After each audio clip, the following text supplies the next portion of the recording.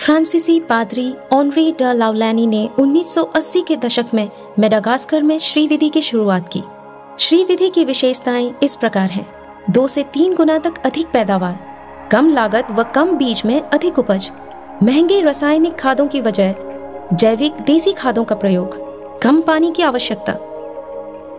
श्री पद्धति 6 मूल तत्वों से बनी है।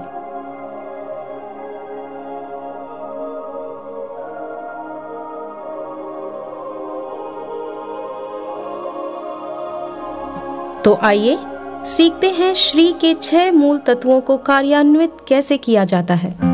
बीज को पूर्व अंकुरित करने के लिए बीज का उपचार। सबसे पहले हम बीज, नमक, एक अंडा या आलू, बड़ा सा बर्तन और पानी इकट्ठा करते हैं।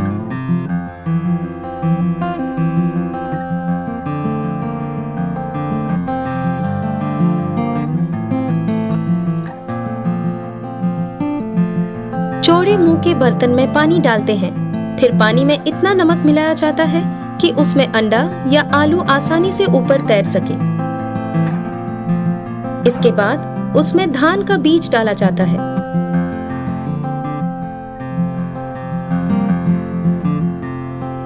जो बीज पानी में ऊपर तैरने लगता है उसे पानी से अलग कर देते हैं। अच्छा बीज पानी में नीचे बैठ जाता है। खराब बीज को छानने के बाद स्वस्थ बीज रह जाता है। फिर स्वस्थ बीज को साफ पानी से धो दिया जाता है।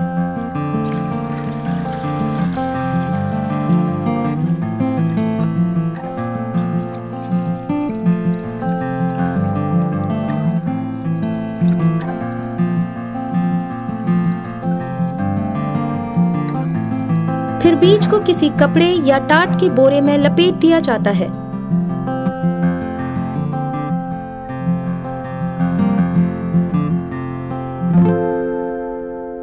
और उस पर सुबह व शाम के समय हल्के पानी का छिड़काव किया जाता है। इसे कम से कम 2 या 3 दिन तक टाट के अंदर रखा जाता है। इस तरह बीज से 2 से 3 मिलीमीटर तक लंबा अंकुर निकल जाता है। जहाँ पर पौधशाला बनाई जानी है, हमें जमीन की सतह पर केले के पत्ते या प्लास्टिक शीट बिछा लेनी चाहिए।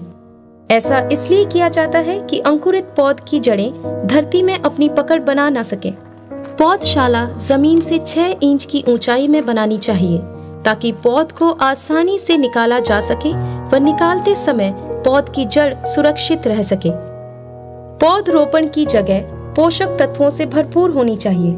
मिट्टी के मिश्रण में हमें सड़ी हुई गोबर की खाद या बर्मी कंपोस्ट मिलानी होगी। ये मिश्रण 70% मिट्टी व 30% खाद का होगा।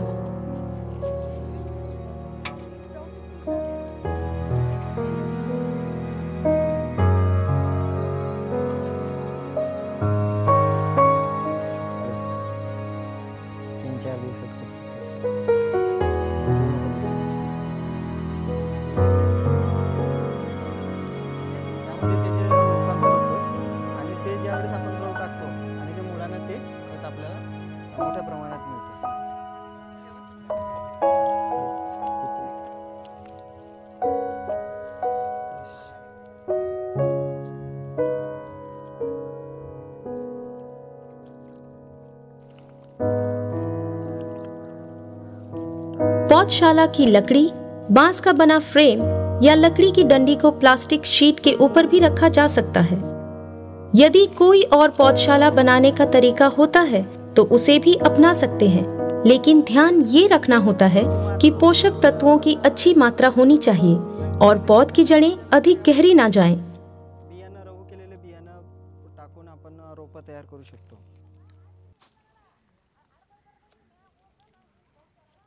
पौधशाला बनने के बाद पूर्वांकुरित बीजों का छिड़काव कर देना चाहिए।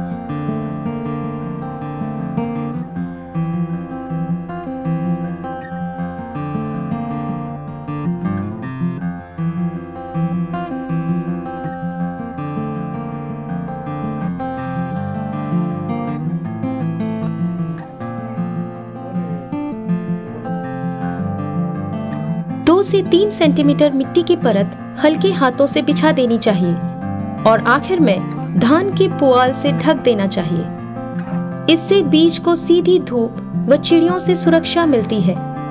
1 हेक्टेयर खेत के लिए 100 वर्ग मीटर क्षेत्रफल की पौधशाला की आवश्यकता होती है।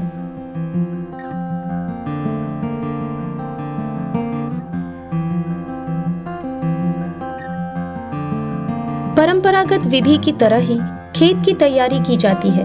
इस विधि में खेत में अधिक पानी नहीं भरा जाता। खेत समतल होना चाहिए।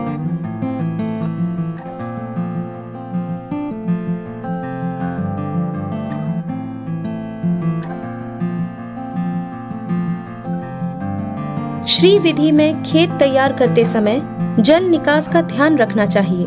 हर 3 मीटर में जल निकास के लिए नाली बनानी चाहिए, जिससे खेत में पानी ना ठहर सके।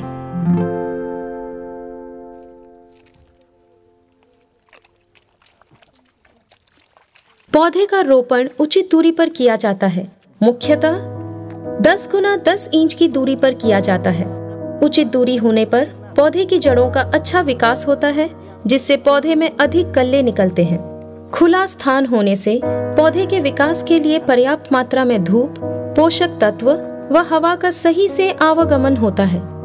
खेत तैयार होने के तुरंत बाद पौधे का रोपण करना चाहिए। इस विधि में पौधा 8 से 10 दिन का होता है।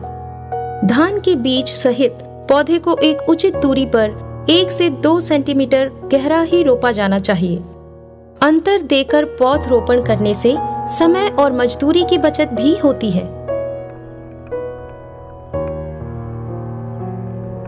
श्री धान विधि में खेत में इतनी सिंचाई करनी चाहिए जिससे पौध रोपण के बाद पर्याप्त नमी बनी रहे। इस विधि में पूरे खेत में पानी भरकर रखने की आवश्यकता नहीं होती है। चूंकि श्री विधि में ठहरा हुआ पानी नहीं रहता है, खरपतवार ज्यादा बढ़ते हैं, इसलिए खरपतवार नियंत्रण समय से होना आवश्यक है। खरपतवार नियंत्रण के लिए पौध रोपण के 10वें दिन, दूसरी बार 20वें दिन व तीसरी बार 30वें दिन विडर चलाया जाता है। अगर खरपतवार दिखता है तो विडर और भी चलाया जा सकता है।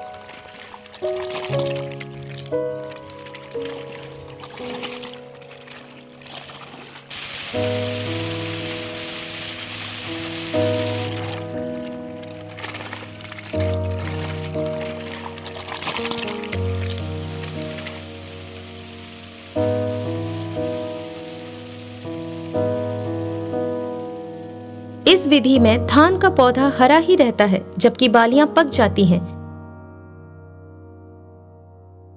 श्री विधि में फसल के पक जाते ही कटाई कर देनी चाहिए।